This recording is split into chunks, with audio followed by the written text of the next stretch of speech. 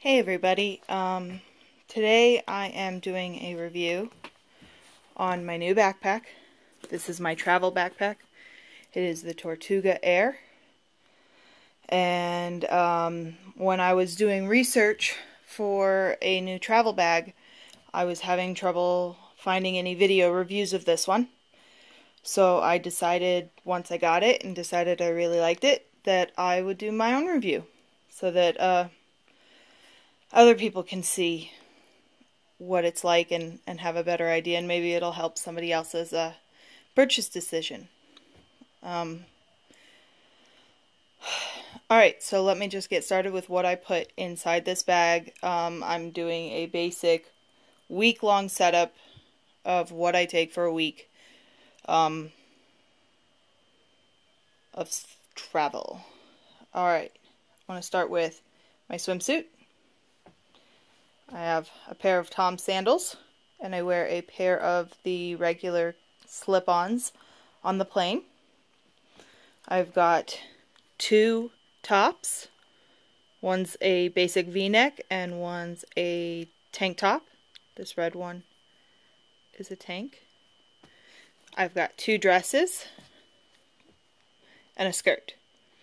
I have kind of really stopped traveling wearing pants or shorts recently. Last year we went to Kenya for a month and I had to wear skirts and dresses for some of the stuff we were doing because of the culture.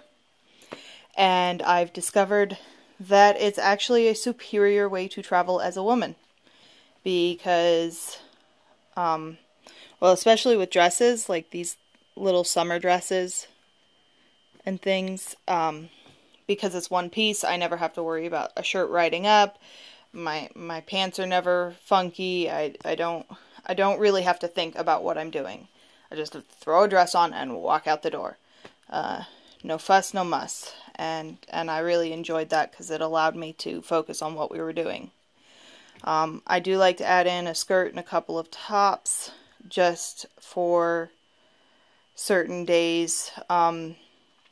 I know sometimes it's nice to switch it up and have a little bit of variety, a little bit of different color, and being able to wear that. And I still keep it to a skirt though. This is my camisole basic top. Just a little $3 Walmart cami for sleeping in mostly. But if it's laundry day, something happens. This is a pair of bike shorts. I wear these a lot under all my dresses and skirts. Especially in hot climates, they were very helpful in Africa. One sports bra, 3 pairs of briefs, 1 pair of warm socks in case it does get cold or I want something for sleeping, because mostly I'm wearing my Toms, which are sock-free most of the time. If I want a pair of like Tom's socks, I'll wear them on the plane. 1 basic underwire bra, and all of that goes into my 2 packing cubes. I've got 1 of the regular Spectre full cubes and 1 Eagle Creek Spectre tube cubes. Now, if I pack for more than a week, I usually utilize my my half cube and my quarter cube of the same set as well. All of my underwear, socks, briefs, all of that goes in there, and all of my regular clothes and swimsuit goes in there. Sometimes I put the swimsuit in the tube cube. It just depends on the trip. Okay. Moving on to bathroom stuff, I have my bathroom kit. I carry a bar of soap because it's cheaper, no chemicals, and I can go through the airport with it without any trouble whatsoever. There's absolutely no issues. I always throw a couple of Band-Aids of varying sizes.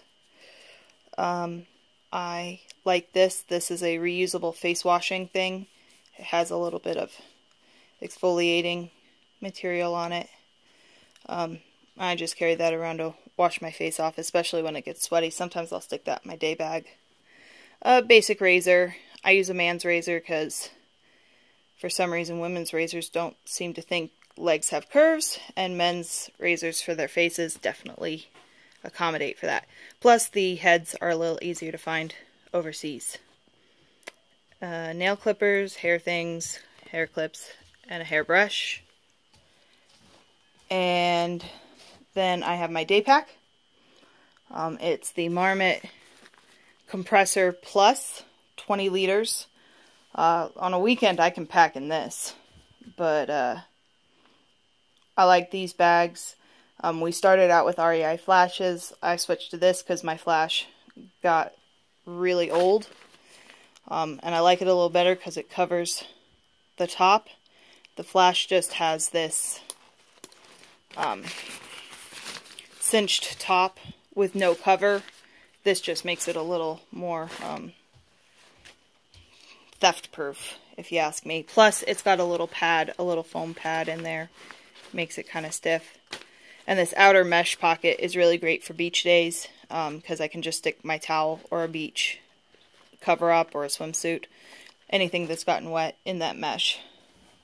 And it doesn't stink up the inside.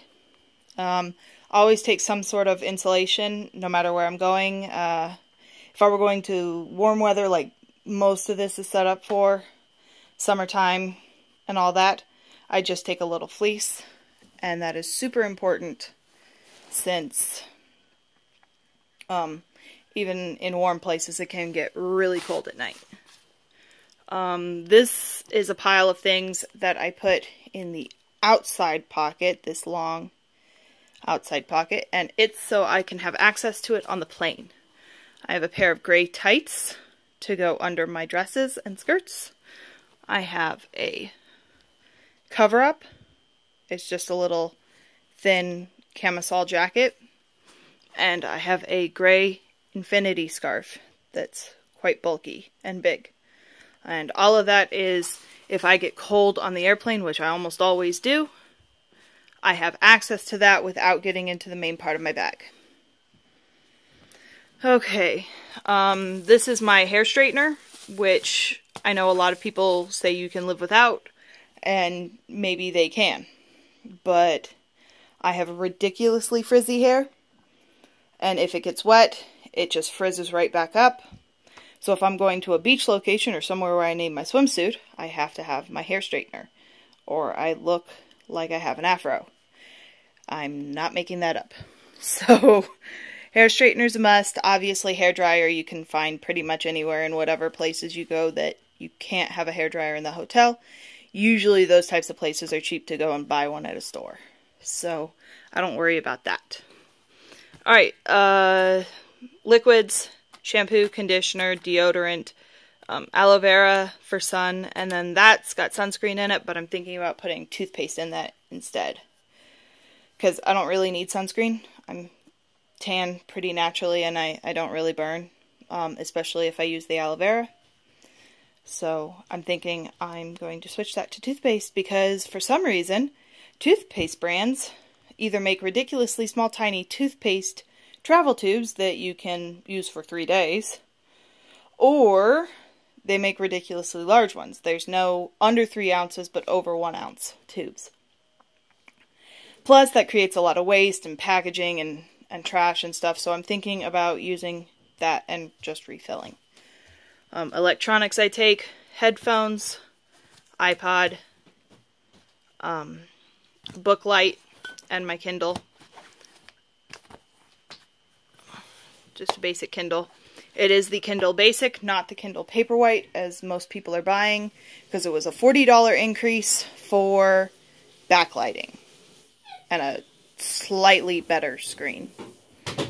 Did not seem to be worth $40 to me, especially since I already had my lovely booklight. And the joy with the booklight is because, yes, I do have my Kindle, but not everything is on my Kindle. I mean, if I need to do stuff for travel documents, filling out paperwork, visa paperwork, entry paperwork, anything like that on the airplane, or anything like that, and it's a red eye, because this happened to us on our way into Amsterdam, was it was dark and we had to fill out a bunch of paperwork, so everybody had to turn on the lights, woke half the people up. It was very frustrating. Booklight. I could have just turned that on if I had had it and filled out my paperwork without bothering anybody. So, regular basic Kindle and Booklight I was going to take anyway makes Kindle Paperwhite pointless. And of course, I've got a 27-ounce Clean Canteen water bottle sitting right there. So I'm going to pack everything up into their cubes and then show you how I pack them together.